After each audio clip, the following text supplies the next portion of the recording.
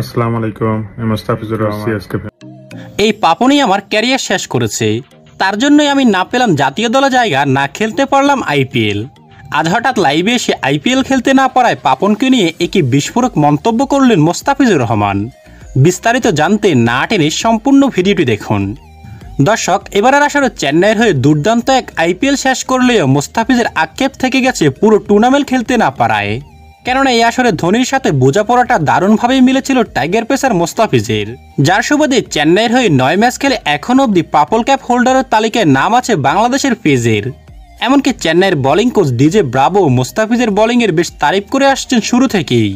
কিন্তু এমন অসাধারণ আইপিএল পার করার পরেও বিসিবির নির্দেশে দেশের মাটিতে অনুষ্ঠিত হওয়া জিম্বাবুয়ের বিপক্ষে টি-20 সিরিজে অংশগ্রহণের জন্য অনেকটা তড়িঘড়ি করে ডাকা হয় মুস্তাফিজুর রহমানকে।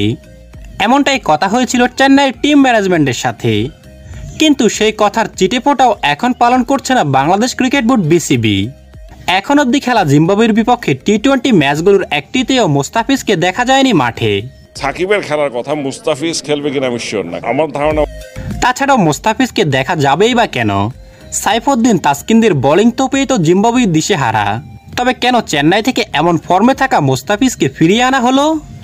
এমন প্রশ্ন অহরহ ঘুরপাক খাচ্ছে ভারতীয় গণমাধ্যমগুলোতে। আর এবার এ বিষয়ে লাইভে এসে মুখ খুলেছেন মুস্তাফিজ নিজেই। ফিজ বলেন, আমার আইপিএল ক্যারিয়ারে এবার চেন্নাইয়ের হয়ে খেলা স্মরণীয় হতে পারত, কিন্তু সেটা আর হলো না বিসিবির দায়িত্বহীন সিদ্ধান্তের কারণে। এর আগেও আমার সাথে এরকমটা অনেকবারই হয়েছে।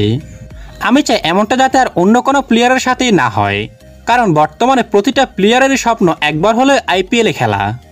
তো দর্শক বন্ধুরা, আপনার কি মনে হয় বিসিবি কি মুস্তাফিজের সাথে অন্যায় করেছে? কমেন্ট করে জানিয়ে দিন আপনার মূল্যবান মতামতটি।